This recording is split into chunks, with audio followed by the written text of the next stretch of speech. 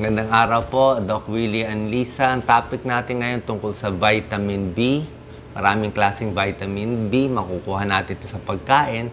Pero merong mga pagkakataon kaming mga doktor, nire-resetahan din namin pasyente ng vitamin B complex. Depende. So ituturo natin sa inyo kung pwede na sa pagkain at anong sakit ang matutulungan nito. Ito po, ang taas ng vitamin B, mura lang. Gawa to ni Doc Lisa, siya nag-search nito ay Mongo. Okay, very healthy ang monggo, mataas sa vitamin B, protina, chicken liver, mataas sa vitamin B, mataas sa iron, sa babae, sa buntis, sa anemic, napakaganda po. So, karamihan ng tao, marami naman nakukuha ang vitamin B sa pagkain, sapat na. Pero meron pagkakataon yung matanda na, mahina kumain, payat na payat, diba, walang makain, payat na payat, nagkukulang sa vitamin B. Mga buntis, kailangan ng folic acid, mga vegetarian, may hypothyroid, lalo na alcoholic, yung lakas uminom ng alak. 'Di ba pag alcoholic, payat na payat sila, 'di ba? Payat ang muscle, laki ng tiyan kasi kulang sila sa vitamin B. Basta alcoholic, binibigyan ng vitamin B na tableta kasi hindi na makuha sa pagkain eh. Alcoholic nga kasi.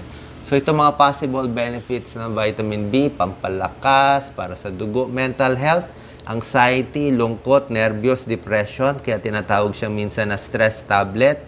Para sa nerves, diba? Pag namamanhid ng kamay, paa, binibigay rin to, posibleng makatulong.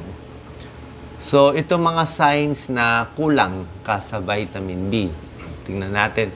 Itong mga signs to, hindi lang to pang vitamin B. Pwede rin naman iba ang sakit. Pero ito nakikita kong mababa sa vitamin B. Low energy, anemic, dry skin, depressed, anxious. Ito madalas yung mga nagsusugat-sugat sa tabi ng bibig. Ayan o. Minsan pag may sugat-sugat, inom ka na ng minsan may inom ako ng 1 week ng vitamin B. Breathlessness, memory loss, birth defect. Ito yung mga good sources ng vitamin B sa pagkain. Katulad nito, monggo, mga beans, yan o, B1. Maraming klaseng vitamin B pala. May B1, B2, B3, B5, B7, folic acid, B9, tsaka B12. So, pag B2 naman, liver. Yan. Ang taas ng source ng vitamin B ng liver, 137% RDA. Sabihin, isang slice lang, sobra-sobra ka na. Isda, galunggong, sardinas, itlog. Itlog, gatas, napakahalaga. Itlog and gatas. Yan talagang pampalakas, pampataba.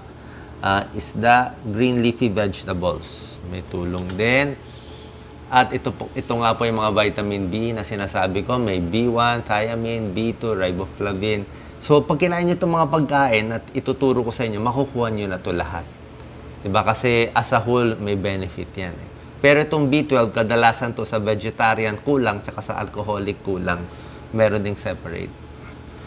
Symptoms, ito nga sinasabi ko, sa buntis, sa malakas uminom ng alak, vegetarian, yan ang problema.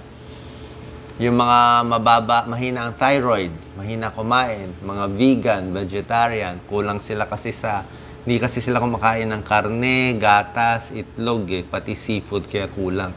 Kaya kailangan nila ng vitamin B12 na supplement pa. So, ulitin ko para matandaan nyo ay mga vitamin B-rich foods, chicken, nuts, liver, cheese, isda, itlog, beans, meat. Napaka-healthy, napakasarap. Itong mga nasa taas, ang mataas sa vitamin B, tulad ng sinabi ko, isda, atay, chicken meat, poultry, eggs, mga beans, tsaka mga seeds. Ito lang po.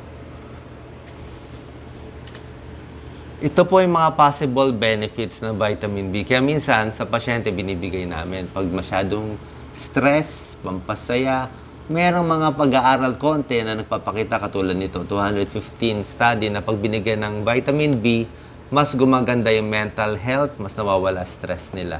Gumaganda pa performance sa mga exam. Isang pag-aaral naman sa young adults, binigyan ng vitamin B, less stress, less mental fatigue. Pwede rin siya makatulong sa anxiety, nervyos at depression. May isang pag-aaral, maliit lang naman, 60 adults, 60 days, less stress, less depression, less anxiety compared to placebo. At yung mga psychiatrists, minsan, pag binibigyan ka ng antidepressant, sasabayan nila ng B vitamins. At kung mababa ka sa B vitamins, katulad sa dugo, pag chinek na mababa ang B12, B6 at folate mo, merong connection sa depression. Kaya pag may taong depressed, baka mamaya kulang lang pala sa vitamin B. Possible yon. Hindi ito cure, pero makakatulong din siya. Actually, dati nagtitake ako ng vitamin B. Kung may mga sugat-sugat o mahinang nakakain ko. Pero ang problema sa vitamin B, isang side effect niya, nakakataba, nakakagutom. So, minsan, 3 oras pa lang, kukulong na tiyan mo, gutom ka na. Ewan ko lang kung placebo yun, pero isa kasi talagang side effect niya ay weight gain. Yan ang problema lang. Baka mamaya, after 1 month ng vitamin B, tumaba kayo ng 5 pounds. So, ito po sa isang pag-aaral, pakita natin sa World Journal of Diabetes 2014, nakita nila excess vitamin intake, lalo na vitamin B, nakakataba.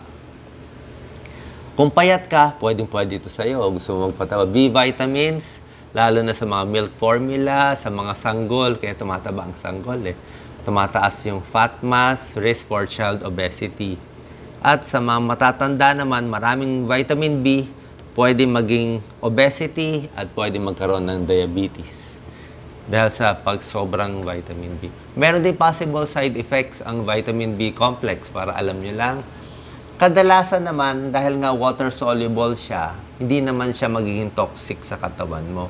Kung sobra, tinatapon lang niya. Kaya lang kung talagang sobra yung tabletang iniinom mo, hindi na to sa pagkain, sobrang vitamin B3 may side effects, skin flushing, liver damage. Sobrang vitamin B6, nerve damage. At pag uminom ka ng vitamin B or multivitamin na maraming vitamin B, ang ihi nyo, check nyo po, iba kulay. Matingkad, parang yellow-yellow. Diba? Parang yellow-orange o yellow-green. Makikita nyo naman Ibig sabihin nito, yung sobrang vitamin B, tinatapon na ng katawan. So, in short, parang hindi rin naman kailangan sobra dami kasi yung excess, tinatapon na rin ng katawan So, naturo ko na po sa yung mga pagkain. Pero minsan kami doktor, binibigay rin namin to. Let's say, stress yung pasyente o payat o merong sa nerves, sa mamanhid. Hindi naman 100% nakakatulong, pero just in case kulang pala siya dito sa vitamins, hindi natin natetest, baka makatulong. Pero short term ko lang binibigay, mga 1 month ko lang binibigay. Ito po yung kompletong listahan ng vitamin B. Ito kompletong mga possible health benefits sa sakit, sa depression, energy, dermatitis, carpal tunnel, mamanhid yung kamay. Kaya nga binibigay natin yan sa diabetes.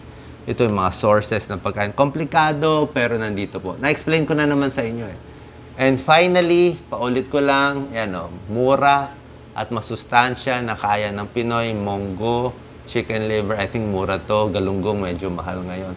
So pag ito kakainin nyo, makukuha nyo na yung vitamin B. Sana po nakatulong tong video para damihan ang pagkain ng vitamin B, bawas stress, bawas inis, bawas depression, at pag kulang pa, minsan nakakatulong din yung mga tableta.